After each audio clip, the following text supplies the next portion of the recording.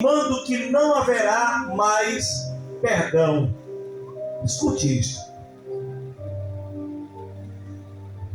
Nós conhecemos um Deus de justiça, mas que também se manifesta como Deus de amor, Deus de misericórdia, Deus salvador, libertador, que nos amou numa tal profundidade que João, ao escrever o seu evangelho no capítulo 3, ele não encontra uma palavra capaz de preencher a declaração do amor de Deus pela humanidade. E ele aplica dizendo que Deus nos amou de uma tal maneira que deu o seu Filho unigênito, para que todo aquele que nele crê não pereça, mas tenha a vida eterna. Mas nós encontramos também no Evangelho de Jesus Cristo, segundo escreveu Marcos, se não me falha a memória, eu quero que você abra a sua Bíblia aí. Evangelho de Marcos, no capítulo de número 4. A minha mente às vezes me trai.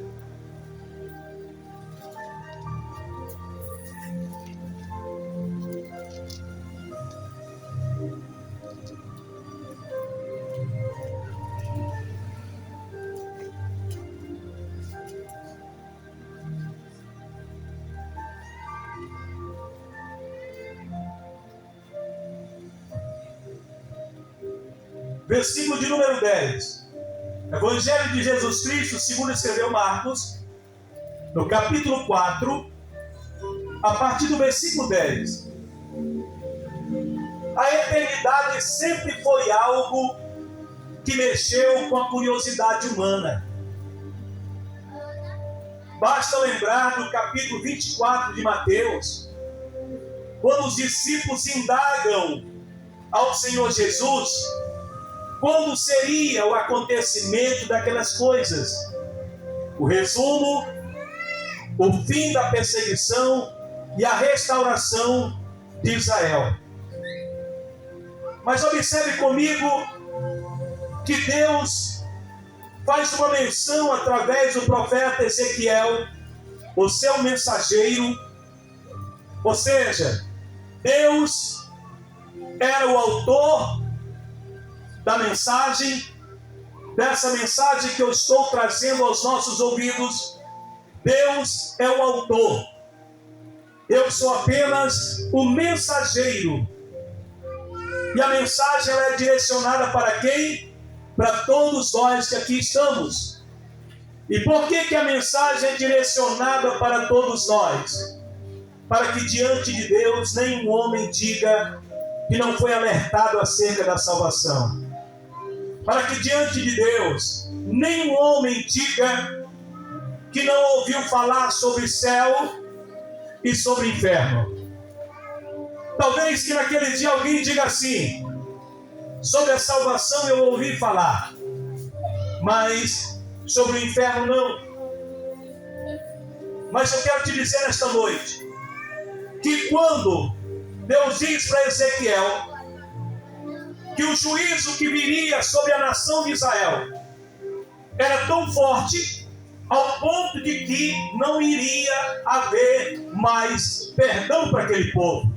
Pastor, mas isso não pode acontecer. Ou alguns podem dizer, não, mas pode acontecer porque estavam vivendo no tempo da graça. Leia aí comigo, Marcos 4, 10 em diante.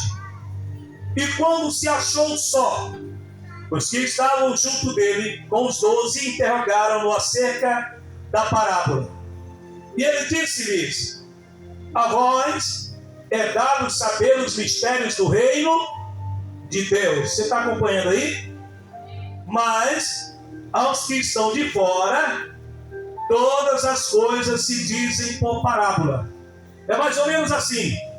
Aqui estavam os discípulos de Jesus, todos. E eles indagam E Jesus, apontando para eles, diz assim: olha, para vós é dado a compreensão dos mistérios do reino de Deus. Mas para os que estão de fora, tudo se fala por parábola. A palavra que está de fora não é estar fora da igreja, mas são todo aquele que rejeita o projeto salvífico do Senhor, todo aquele que rejeita a morte de Cristo na cruz, todo aquele que se diz justo, todo aquele que se declara: eu sou um bom pai, eu sou um bom filho, eu sou um bom marido, sou cumpridor dos meus deveres, pago as minhas contas em dias, não devo nada a ninguém, não tenho meu nome sujo no SPC e Serasa, sou um provedor na minha casa, não falta nada na minha casa. Não.